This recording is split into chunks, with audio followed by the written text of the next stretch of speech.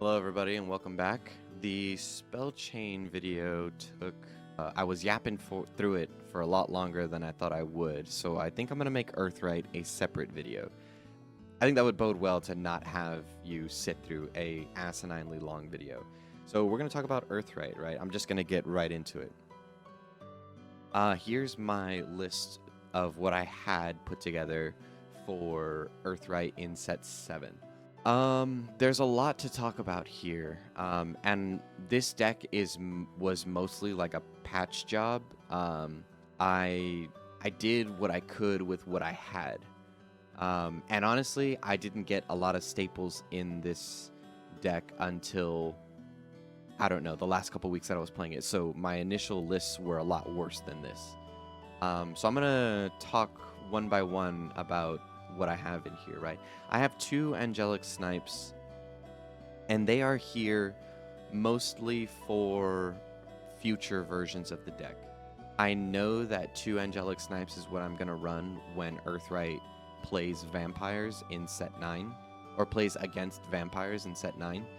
So I think just having this buffer of space where, hey, you're gonna dedicate 2 spaces in this deck to barrage, make sure you build around that, is kind of the idea here. I'm not really using barrage too much in the current versions of this deck because there's not a threat where I need to do 1 damage across the board. So again, it's here just for that buffer of space. Gingerbread House. I did not get 3 of this card until like 2 or 3 weeks ago. So it's great. 1 play point, heal 3, you get a stack.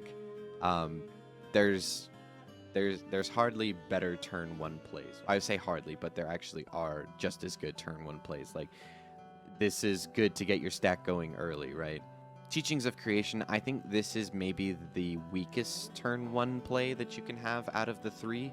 You know, because it's just draw a card, you get a stack. It's nice to have a stack, but drawing a card on turn 1, like, isn't really that great.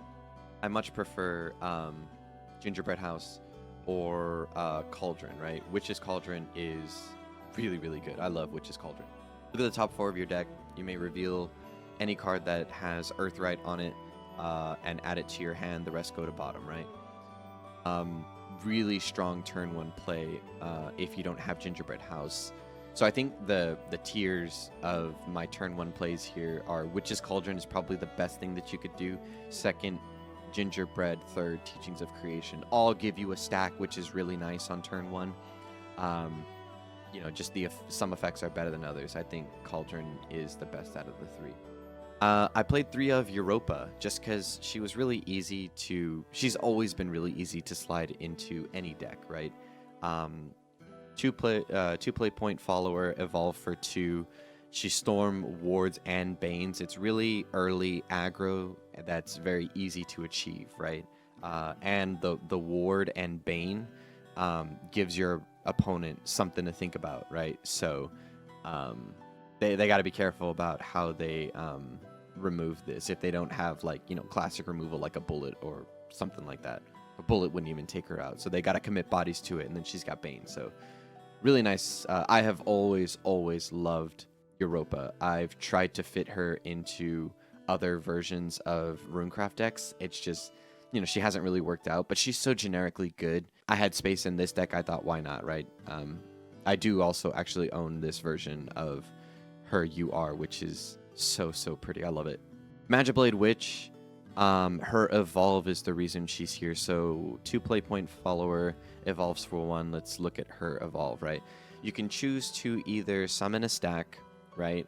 Or summon a sediment, right? Which gets you a stack, so you can just add it to an existing amulet that's on the field. Or you can pay an Earthrite and deal 4 damage spread across 2 enemies, right? She's really nice to deal with boards, right? So that's why she's in here. It's a really good effect. It does kind of suck that... Well, I mean, it's balanced is what I'll say. It doesn't suck. You got to pay for the Earthrite. It is a really good effect. And then you get to swing in with her. Like, dude, it's nice. Golem Rampage. I do really like this card. It's just a little difficult to play from what my testing has proven. I don't think running 3 of is the move.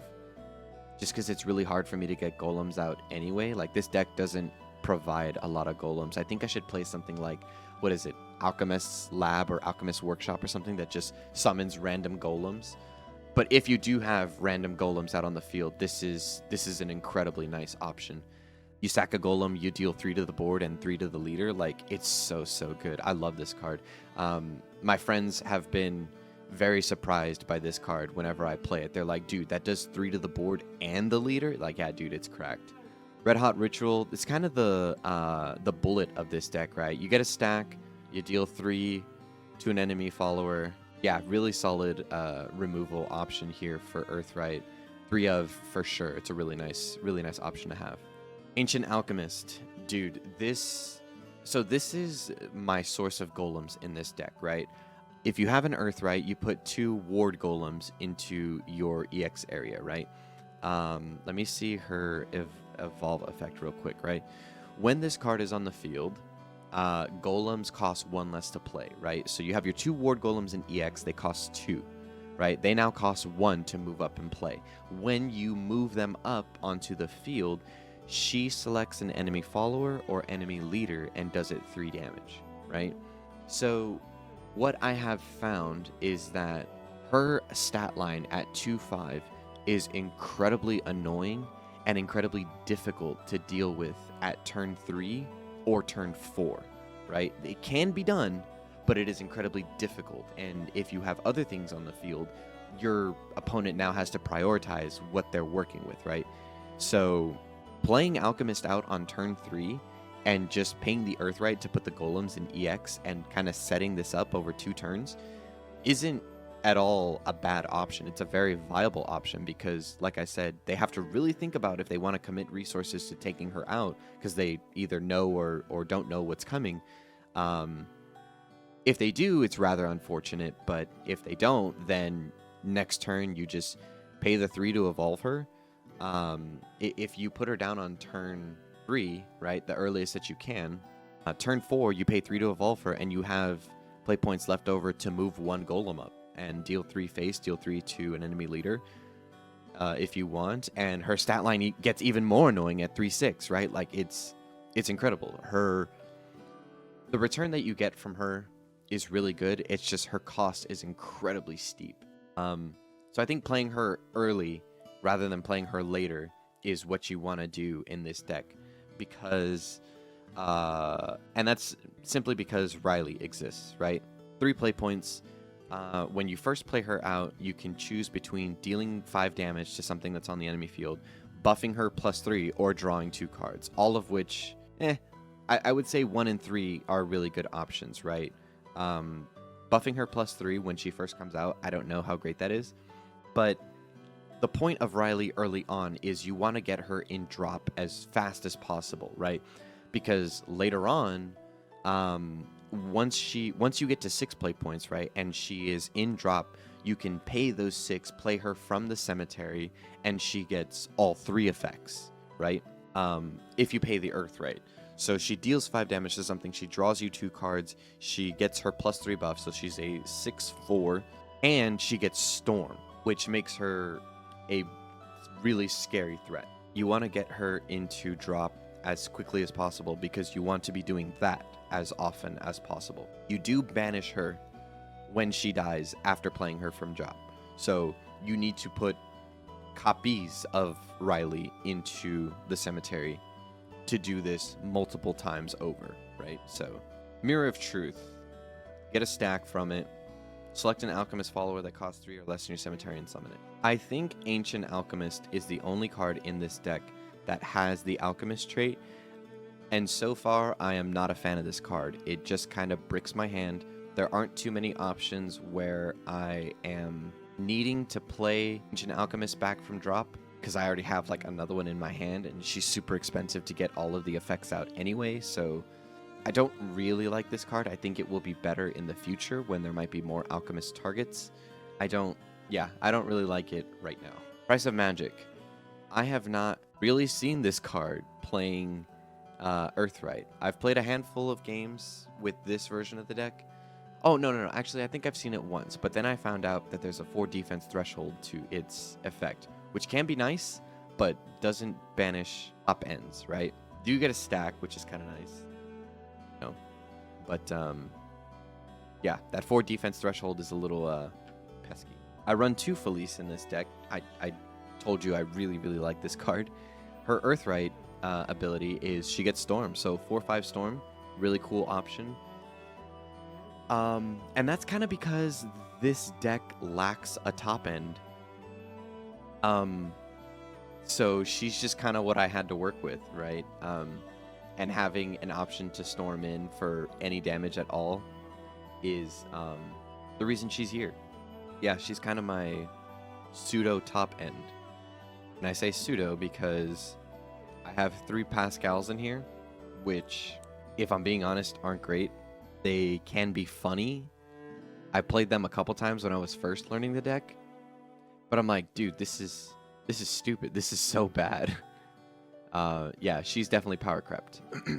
I mean, I guess you can buff things up if they stay on the field and she stays on the field, but she's getting removed all the time. I gotta pay Earthrites.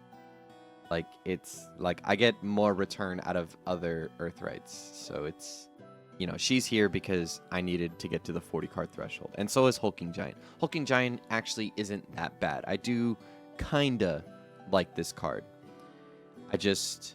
I see now this whole golem thing where anytime you sack golems with Alchemist, with Rampage, or with this guy on Last Words, they deal 3 damage.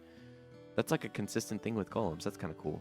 Anyway, if he stays up long enough, he swings face or into bodies, and then if he dies, he does 3 damage to leaders, which is a slower burn than I would like, but, you know, he's kind of just here as a pseudo top end.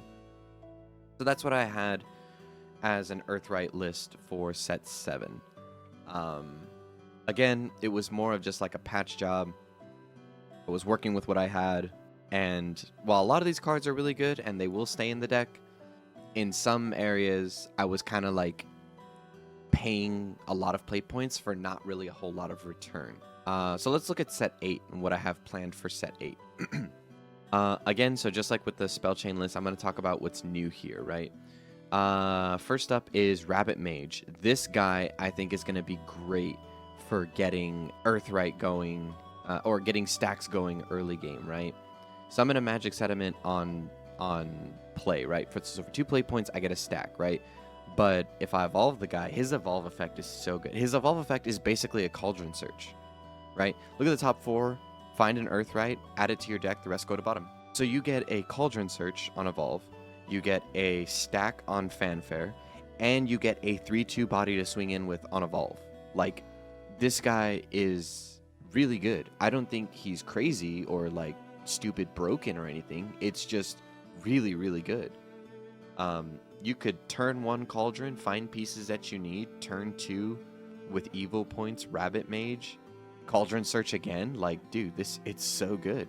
Zealot of Truth is new, right? I really liked this card when I was reviewing the set 8 cards, and I think I would like to have a cheap, small storm threat just to do chip damage in the mid game, right? Because I think that's what RuneCraft has always struggled with outside of like Kuon. So having some mid-game support is really nice. This is kind of in the same vein as like Europa. Yeah, and I just really liked this card when I was reviewing it. So, yeah. I am dropping Mirror of Truth down to 1 because I know I'm going to need to play with it come set 9. I don't want to be seeing too many copies of it. And if I've played Price of Magic at 1 and only seen it like once or twice out of like, I don't know, 50 some odd Earthrite games that I've played, dropping Mirror of Truth down to 1 should really, you know, fix that ratio. Felice is still at 2 because I love Felice, and she's like, if I can include her, I will. And I'm gonna try and tech in Medusa, right? I don't really know how this is gonna go. She's not the card I'm like most excited about. And that's the reason I'm only running 2 of her, right? I don't really know. I mean, when I was reviewing this card, I was kind of split, right? Search your deck for a card that costs 2 or less, right? So we're looking at Red Hot, Golem, Rabbit Mage, Magic Blade, Europa, right? That's kind of cool. That's kind of nice, but then 2 to evolve, shuffle your deck. So she's going to be some deck shuffle, kind of like a Merlin type situation going on here. During your turn, when an enemy follower is put onto the field, from the field into the cemetery. So when you destroy something, summon a serpent, right?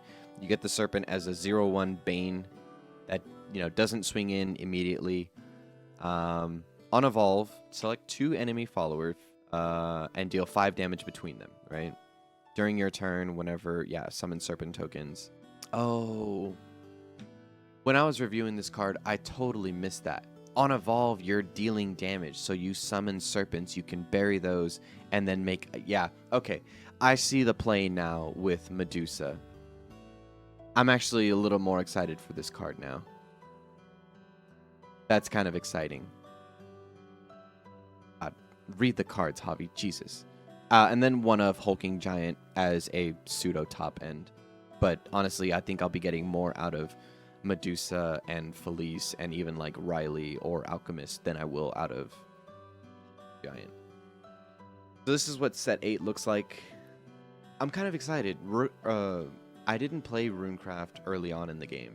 I started out playing Dragon and then playing Sword. So I didn't really learn Earthrite early on, even though it was bad. Earthrite has been exciting for me thus far. I'm really looking forward to playing around with some of the newer cards, but I'm really looking forward to set 9. So that's going to do it for these deck reviews. Thank you so much for checking these out. See ya.